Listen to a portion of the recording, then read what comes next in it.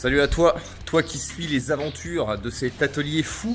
Aujourd'hui, encore une nouveauté à l'atelier. J'en ai parlé dernièrement dans la vidéo de notre 800DR qu'on a récupéré récemment. D'ailleurs, je te laisse un petit lien si tu veux aller checker cette vidéo pour voir la présentation du projet. Aujourd'hui, je vais donc attaquer le projet sur cette Harley Davidson. Donc, c'est un modèle XR 1200X. Donc, comme tu te doutes bien, 1200 parce que c'est un 1200 cm3. Donc, ce moteur-là, c'est une base du moteur du Sportster en fait chez HD, qui est un peu retravaillé. On voit notamment au niveau du bas moteur que c'est un peu différent. Donc, sur cette bécane, contrairement au Sportster classique, tu as une fourche à verser, tu as un double disque à l'avant.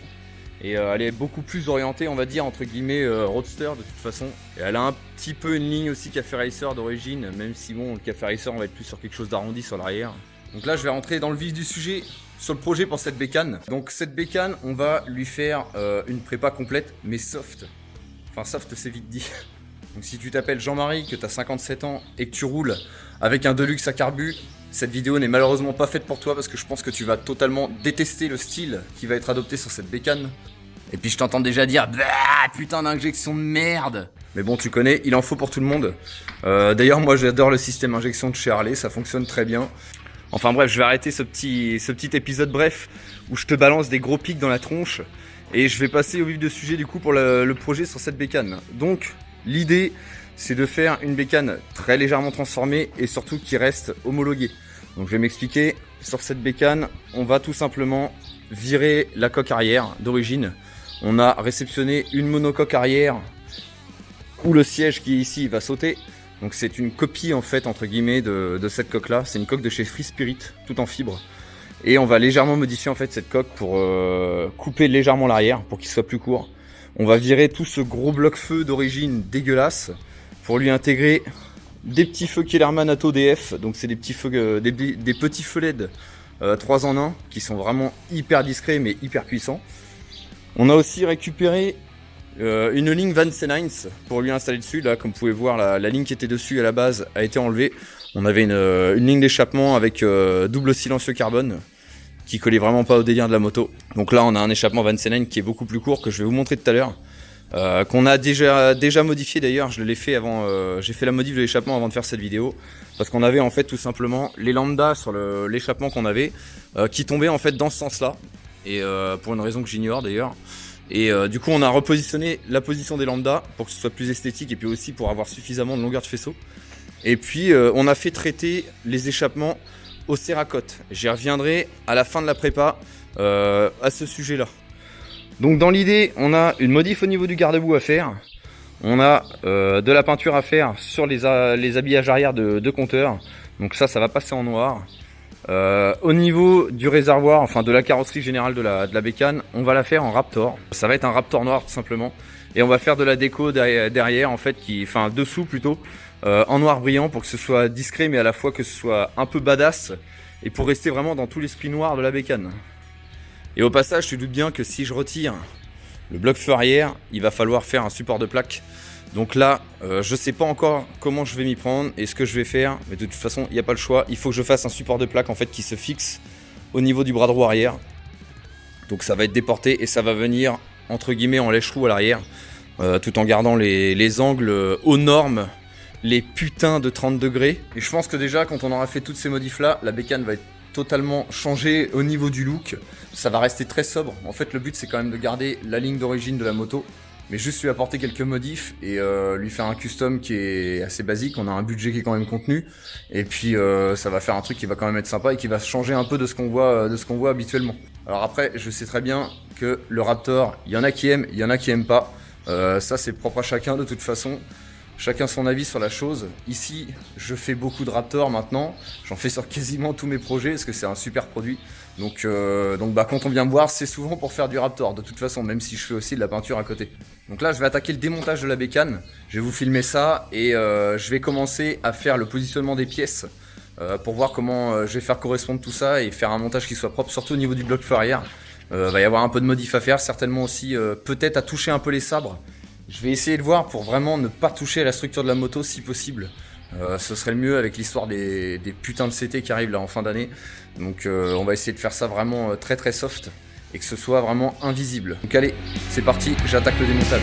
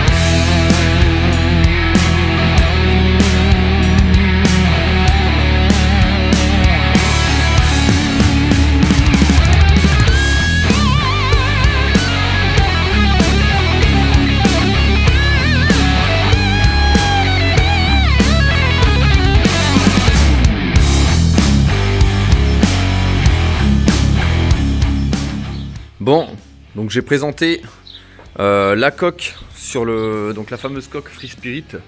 Je vous l'ai pas montré juste avant, mais je l'ai présenté directement sur la moto. Donc là j'ai démonté tout l'arrière, enfin toute la partie arrière, là où je vais devoir faire les modifications et les adaptations.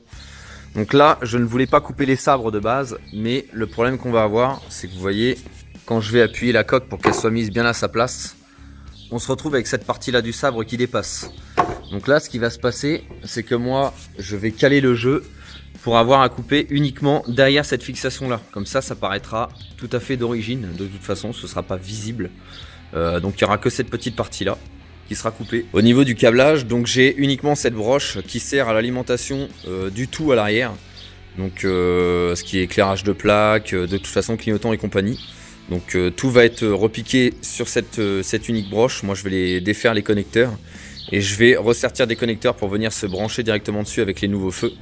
Et du coup au niveau de l'adaptation de la monocoque, ici je vais tout simplement en fait couper une partie. Donc là on a une finition qui se fait à l'arrière.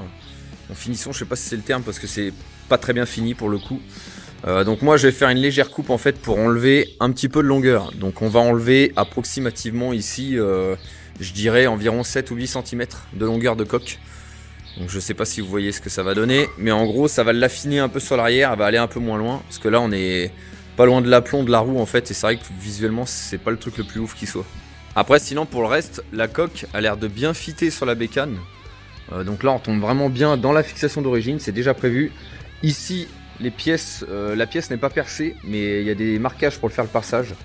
Donc ça va certainement me permettre d'ailleurs de donner du jeu pour pas que ce soit trop galère à monter ou démonter, pour que ça retombe sur l'armature en fait qui se fixe juste en dessous. Donc pour ce qui est des feux arrière dont je vous parlais, les voici. Donc comme vous pouvez voir, hein, il suffit de comparer juste à la taille de mes doigts, les feux sont vraiment tout petits. Donc c'est les Kellerman Atto DF, donc c'est des feux 3 en 1, donc ça fait clignotant, feu stop, feu de position. Et donc voilà, c'est vraiment, c'est plus petit qu'une pièce d'un centime, hein, tout simplement. Mais après le faisceau lumineux est vraiment hyper puissant, donc on a un éclairage qui est vraiment de très bonne qualité. Donc là en premier lieu, je vais commencer déjà par adapter la coque. Donc je vais faire les découpes sur la coque pour le visuel, couper les sabres. Et ensuite je verrai pour la suite pour l'installation des feux. Je pense qu'il faut déjà que je mette la base correctement, bien en ligne. Une fois que tout sera fixé, je verrai pour faire mon passage de câblage pour les feux, mes raccordements, tout ça. Et ensuite, je pourrai du coup passer à l'étape de la peinture. Donc pour l'instant, je vais vous filmer ça, toute l'adaptation, et je vous reprends juste derrière.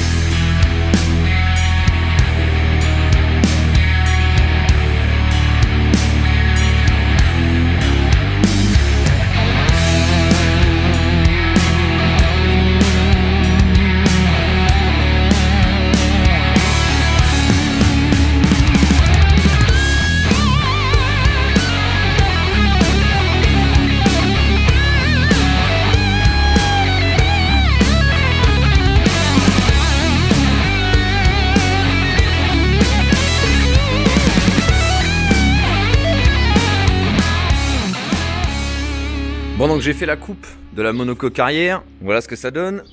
Au niveau visuel on est pas mal, tu t'en fais pas, hein. La plaque va pas être fixée définitivement avec un scotch sur la roue bien entendu, t'as capté le délire. Donc là on a quand même 8 cm de moins sur la coque arrière, donc ça change radicalement l'allure de la bécane. Je trouve que ça lui va plutôt bien, j'ai pas encore coupé les sabres. J'avais fait un traçage tout à l'heure, mais au final avec la coupe pour que ce soit homogène, je vais devoir couper les sabres légèrement plus. Et du coup, si tu te demandes pourquoi j'ai mis la plaque ici, c'est tout simplement que je suis en train de voir pour la fixation du support. Donc là, on avait les cale-pieds qui sont ici. Donc le client m'a demandé de virer les cale-pieds. De toute façon, ça fait du poids.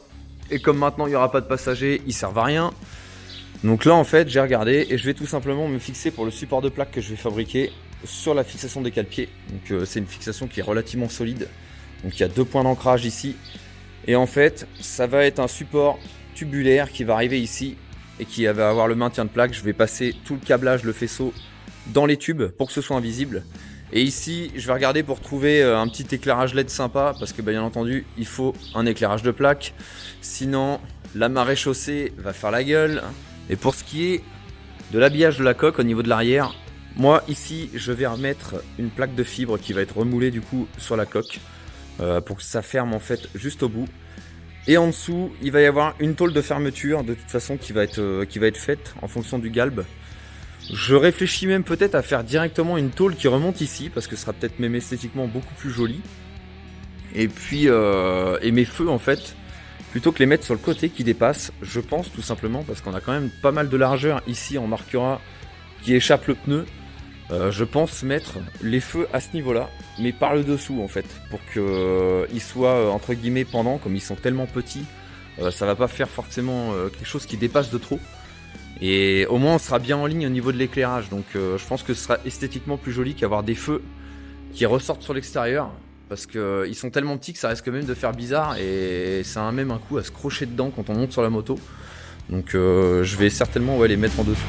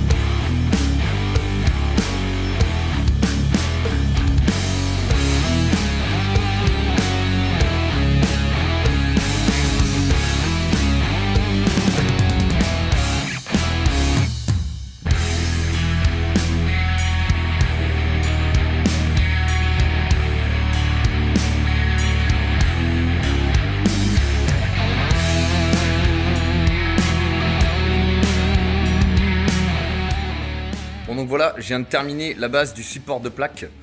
Je l'ai présenté sur la moto, donc ça a l'air de se présenter plutôt bien. On a une bonne marge au niveau du monobras parce que tout simplement, vu que le support de plaque est fixé sur la partie cadre, bien évidemment, il ne faut pas que quand on est en compression max avec la moto, ça vienne toucher au support de plaque. Donc du coup, je me suis bien repris sur les fixations des cale-pieds, on peut voir juste là. Et là, on a quand même une belle marge avec le monobras. J'ai testé de mettre la moto en compression maximum. Et une fois qu'on est posé sur la butée d'amortisseur, donc sachant qu'on n'ira jamais en compression max en roulage ou même avec beaucoup de poids dessus sur cette butée, à moins de faire un saut de 45 mètres de hauteur et de détruire la moto. Là, ici, on a bien nos 30 degrés au niveau de la plaque. J'ai fabriqué de sorte à ce que le client soit pas emmerdé si jamais on le contrôle. Pour ce qui est de l'éclairage de plaque, comme je disais, je vais faire en fait venir mon câblage ici. Je vais faire des perçages dans les tuyaux, enfin dans les tubes, et faire longer en fait tout le câblage dedans, comme ça il sera totalement invisible et il ressortira juste au niveau de l'éclairage de plaque. J'attends l'éclairage justement, je ne l'ai pas encore reçu, donc j'attends ça pour terminer le support, parce que là bien entendu il va y avoir une plaque de soudé pour pouvoir rifter la plaque dessus. En gros dans l'idée, je viens de poser la plaque juste avec un bout de scotch pour qu'on puisse se rendre compte. Donc voilà ce que ça donne. En vue de derrière, on est ici. Bon après le gabarit de la plaque est aux normes, donc forcément esthétiquement, c'est pas ce qui se fait de mieux. Une plaque plus petite serait vraiment beaucoup mieux, mais bon, malheureusement, on n'a plus le choix maintenant.